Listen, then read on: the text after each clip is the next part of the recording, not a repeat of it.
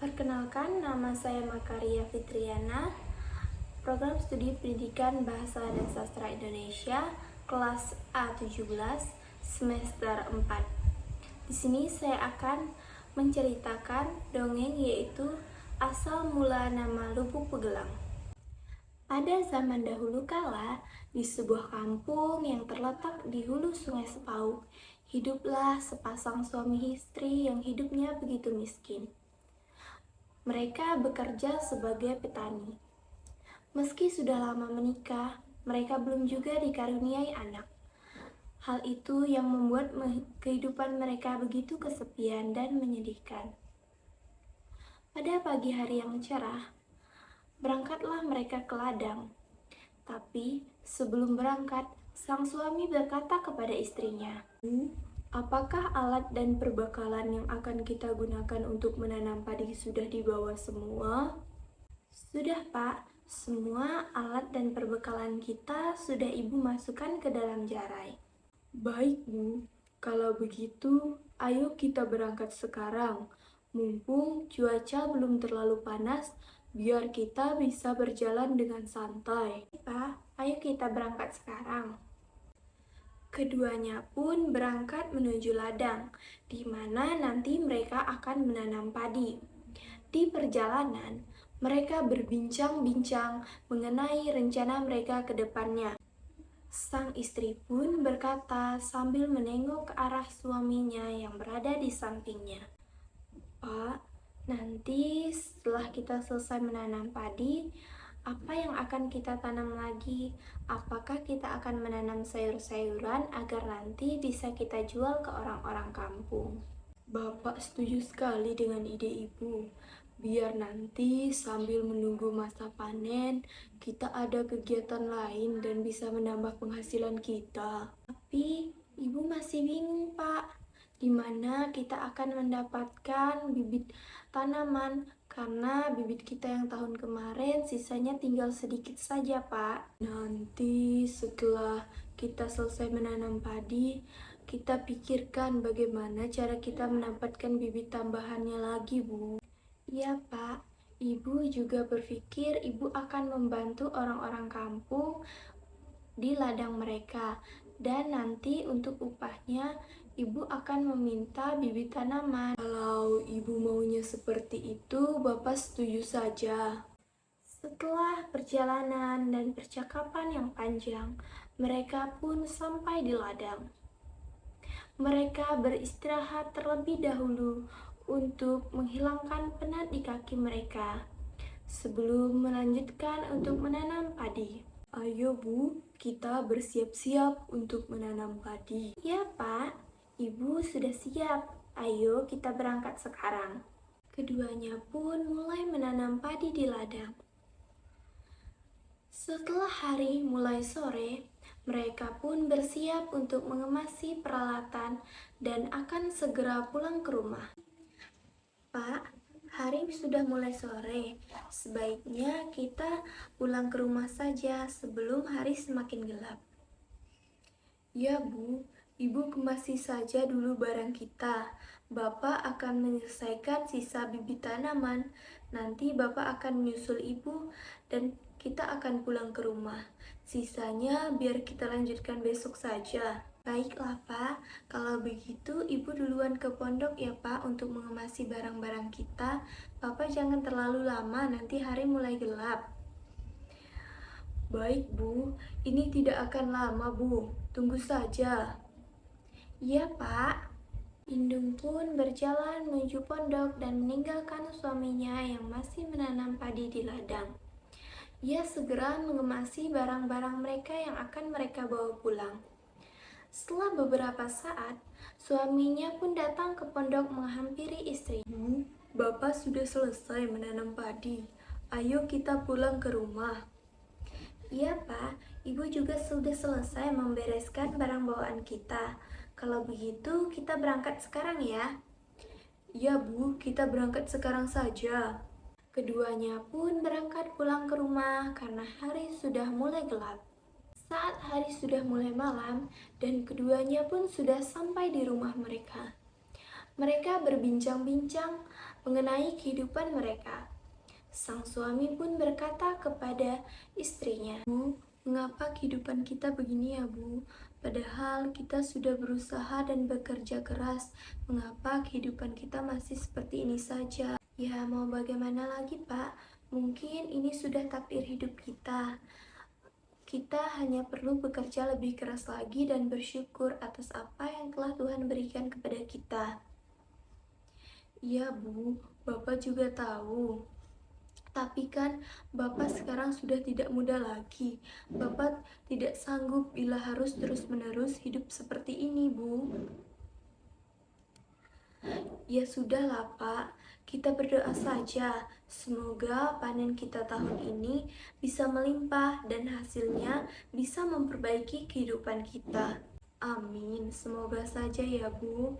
"Ya sudah, kalau begitu kita istirahat dulu karena besok kita harus ke ladang lagi." "Iya, Pak." Keesokan harinya, setelah semua barang yang akan digunakan untuk berladang sudah siap, mereka pun berangkat ke ladang dan melanjutkan aktivitas mereka seperti biasanya dan kembali ke rumah pada sore hari. Namun, sore itu di kampung mereka kedatangan seorang pemuda yang sudah lama sekali merantau. Ia bernama Randau. Ia datang dengan keadaan yang berbeda, karena sekarang ia sudah sukses di rantauan dan memiliki banyak harta. Namun, ia tidak lupa dengan teman-temannya, yaitu Indung dan Uti. Indung dan Uti merupakan teman-temannya semasa ia hidup di kampung dan menjadi orang susah. Oleh karena itu, pada malam harinya, Randau pun bertamu ke rumah Indung dan Uti. Mereka berbincang-bincang sambil melepas rindu karena sudah lama sekali tidak bertemu. Setelah perbincangan yang panjang, Uti pun berkata kepada Randau, "Apakah aku bisa ikut bersamamu? Karena aku melihat kehidupanmu sekarang sudah amat sangat sukses. Sedangkan aku hidupnya masih begini-begini saja dari dulu. Terus hidup susah, aku tidak akan bisa seperti ini terus. Izinkan aku ikut denganmu untuk merantau." "Begini ya, Ti. Bukannya aku tidak ingin mengajak kamu merantau. Merantau itu sangat berat. Kita bekerja dengan orang. Kita harus bisa mengambil hati orang tersebut. Jika kita tidak bisa, kita akan dibuang begitu saja. Lagian, apakah kamu rela meninggalkan istrimu seorang diri? Apalagi sekarang kalian sudah mulai berladang. Kamu tidak kasihan melihatnya menyelesaikan pekerjaan itu seorang diri. Ia tidak akan sanggup." "Bu, setuju, Pak, dengan apa yang dikatakan Randau. Sebaiknya jika Bapak ingin merantau, Bapak tunggu sampai ladang kita selesai panen dan sampai hasilnya juga bisa kita jual untuk keperluan kita merantau." "Nah, betul yang dikatakan istrimu itu, Ti. Tunggu sampai panen kalian selesai, baru kalian berangkat kalau kalian ingin merantau." "Iya, aku juga paham. Tapi aku sudah tidak sanggup lagi hidup susah seperti ini terus-menerus. Seandainya ada cara lain untuk aku bisa hidup lebih baik, apapun akan aku lakukan." "Aku pernah mendengar orang-orang bercerita bahwa di gua di hulu kampung ada sesosok roh yang dapat mengabulkan permintaan seseorang. Apakah kalian pernah mendengarnya?" "Sepertinya aku pernah mendengarnya, tapi bukannya belum ada yang pernah mencoba hal tersebut." "Aku juga pernah mendengar kabarnya dulu, tapi sekarang kabar itu hilang begitu saja." "Mengapa kau tidak mencobanya saja, Ti? Siapa tahu akan berhasil." "Tapi kudengar juga pada saat roh itu mengabulkan permintaan, kita tidak boleh membawa semua yang kita inginkan. Kita harus meninggalkannya sedikit untuk roh tersebut." "Ya, kalau memang syaratnya cuma seperti itu, apa salahnya aku mencobanya besok?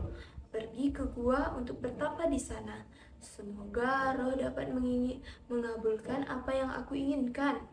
"Bapak yakin, Pak, ingin melakukan ini semua?" Jika ini dapat mengubah kehidupan kita, apapun akan Bapak lakukan, Bu. Baiklah, kalau memang itu sudah menjadi keputusan Bapak, Ibu akan mendukungnya. Kalau berhasil, nanti kamu kabari ya.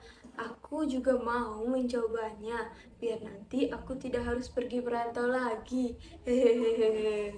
Hahaha, iya gampang. Nanti jika berhasil, kamulah orang pertama yang akan aku kabari. Karena sudah larut malam, Randau pun pulang ke rumahnya. Uti dan Indung pun lanjut untuk beristirahat. Esokan harinya, di pagi yang cerah, Uti sudah bersiap-siap untuk pergi ke gua. Sebelum berangkat, Indung berkata kepadanya, "Pak, apakah semua peralatan yang akan Bapak gunakan di gua sudah dibawa semua?" "Sudah, Bu, semuanya sudah Bapak bawa." "Baiklah, kalau begitu, ingat ya Pak yang dikatakan Randau semalam, bahwa Bapak jangan serakah jika semua keinginan Bapak sudah dikabulkan oleh roh." "Ya Bu, Bapak ingat kok, Ibu tenang saja." "Ya sudah, kalau begitu Bapak hati-hati di jalan ya Pak." "Iya Bu, Bapak berangkat sekarang ya Bu." Utih pun berangkat meninggalkan Indung sendirian di rumah. Setibanya di pinggir sungai, ia memasukkan semua alat-alat yang ia bawa ke dalam perahu dan mengayuhnya ke hulu sungai. Setelah beberapa saat, sampailah ia di gua. Ia mempersiapkan semua alat yang akan ia gunakan untuk bertapa. Ia bertapa selama 1 hari 1 malam. Ia menyampaikan semua yang ia inginkan kepada roh yang ada di gua tersebut. Dan pagi hari pun tiba. Terdengar suara roh yang mengatakan bahwa semua keinginan Utih telah dikabulkan dan Utih diizinkan untuk pulang kepada istrinya. Setelah mendengar suara roh, Utih pun terkejut dan membuka matanya. Ia terkejut karena melihat begitu banyak emas dan tembaga di hadapannya secara langsung. Karena ini merupakan pertama kalinya Utih melihat emas dan tembaga yang begitu banyak, ia lupa akan pesan teman dan istrinya. Ia menjadi serakah, ia membawa semua emas dan tembaga ke dalam perahunya dan pulang dengan menyusuri sungai. Di perjalanan, ia terhenti di sebuah lubuk. Ia melihat di lubuk itu begitu banyak ikan. Ia berniat untuk memasang pukat di sana. Pada saat ia ingin mengambil pukat, gelang yang dibawanya terjatuh ke dalam air. Karena ia tidak ingin merasa rugi, ia terjun ke dalam lubuk, menyelami lubuk sampai ke dasarnya, sampai ia mendapatkan gelang. Namun, pada saat ia berenang, gelang tersebut berubah menjadi besar, sehingga gelang tersebut menimpanya dan ia menjadi tenggelam di dasar lubuk. Nah, hal tersebutlah yang menyebabkan nama lubuk tersebut dinamakan Lubuk Pegelang. Karena konon katanya, di dasar lubuk tersebut ada sebuah gelang yang sangat besar. Nah, itulah cerita asal mula munculnya nama Lubuk Pegelang. Terima kasih.